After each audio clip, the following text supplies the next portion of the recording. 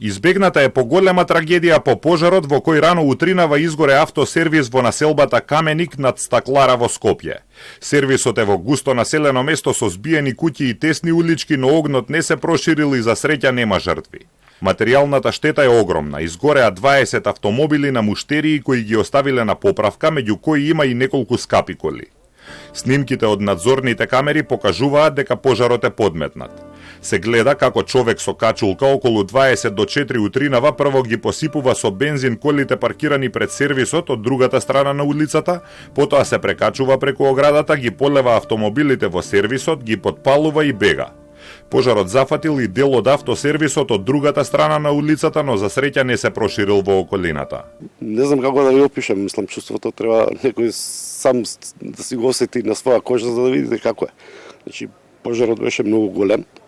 Имаше многу голем дим, пламени јазици, сепак овдека гореа пластики и гуми, што и лесно запаливо, а и тешко се гаси. Тесни се уличките, полицијата реагираше навремено, пожарната исто така, за кратко време го локализираа пожарот и го ставија во контрола, затоа што има еден друг див пат одоздола, друга пожарна дојде на припомош, така да среќа тоа што брзата нивна интервенција успеа да го локализираат пожарот и да го стават под своја контрола.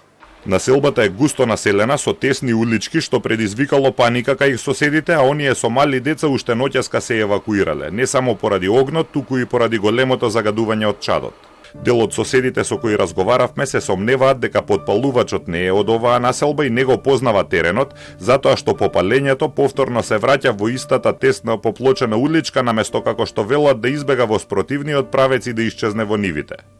Сопственикот не сакаше да зборува пред камера, но вели дека не му е јасно зошто ова му се случило и оти не е во конфликт со никого. Избегната е поголема катастрофа затоа што веднаш до сервисот има далновод, куќите се многу збиени, уличките се многу тесни и со брзата интервенција на противпожарната служба е спречено проширување на пожарот затоа што можел да ги зафати сите други куќи. Пожарот ноќеска ги исплашил комшиите, излегле сите на улица, а воздухот бил многу загаден затоа што во автосервис гори масло, бензин, пластика од автомобилите. Дирекцијата за заштита и спасување соопшти дека пожарот го гаснеле 8 противпожарни возила и оти бил изгаснат за 2 часа до 6 часот из утрината, иако уште неколку часа потоа беа на терен за секој случај.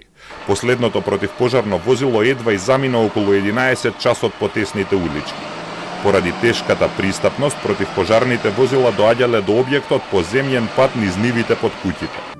Истрагата ги проверува и надзорните камери од фирмите и домовите во населбата за да ја утврди рутата по која избегал пироманот за да може да го идентификува.